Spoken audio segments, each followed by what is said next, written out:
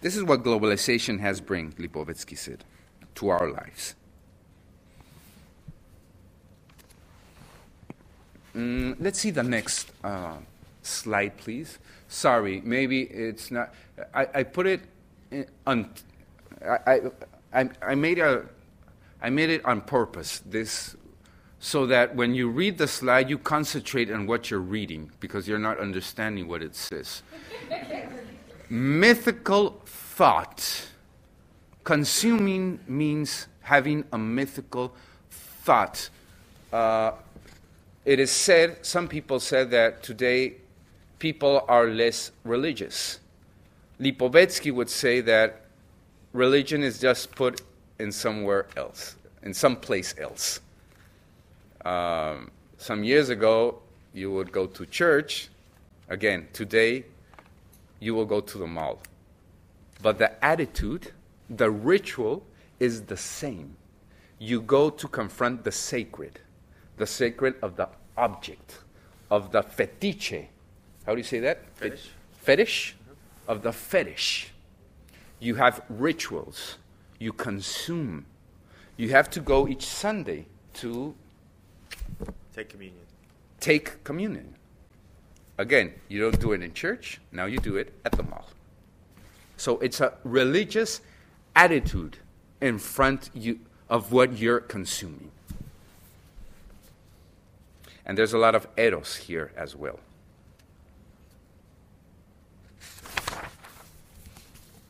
Where does ethics stand here?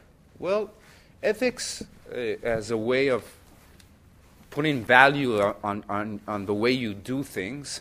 Talking about ethics is talking about welfare, autonomy, consumption, and happiness. And if you're in this track, then you're part of the Geist, part of the spirit of the epoch.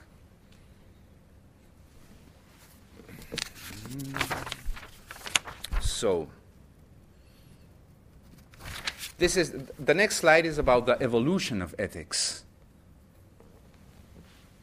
At the beginning of Western civilization, we had God as a founding of traditional and religious morals. Then with Kant, mainly with Kant and with Hegel, comes an age not of God but of duty. It is called the first secular ethics. And Lipovetsky says that today, now we are living a second secular ethics based on post-duty or post-moral. What does this post mean? We can see it in the next slide, please. Post means humanistic values, means exaggerated imperatives, welfare, solidarity, subjective rights, minorities, minimal ethics, pleasure and happiness.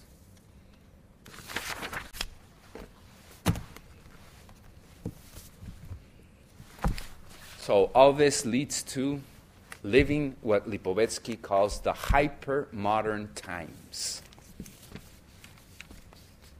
We had reason in modernity. We had pleasure in post-modernity. And in the new generations today, we have responsibility as the biggest value of our society.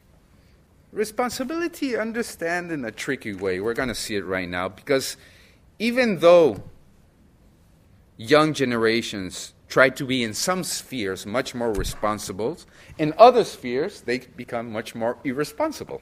We'll just see it in a couple of slides. So being hyper-modern means being hyper-Narcissus, where these values are important. Competition, taking the fluid of life, organized, liberal, responsible, adaptable, successful, effective. All those are values of younger generations. But, as I just mentioned, Narcissus, even though is looking for this, he is also what Lipovetsky calls a schizoid Narcissus. Are you aware of the term schizoid? There was a great song in my times of the schizoid man, the 21st century schizoid man. Who is that? Eh? King Crimson. King Crimson. Thank you very much. Old guys, don't pay attention to them. So, a schizoid narcissist means that in one hand it's responsible, but in the other is irresponsible. Narcissus today is responsible for their immediate environment, but not for the whole environment. If you become very local, you pay attention of, and you are aware of what you have to do to make good things in the short term, in the short space, but you become at the same time very irresponsible in a global context. Narcissus today is very informed, has lots of information, more than any other age in humankind, but without structure. Mature, but unstable. Open-minded, but influential. Critical, but superficial. So, we're coming to the last slide for this first part.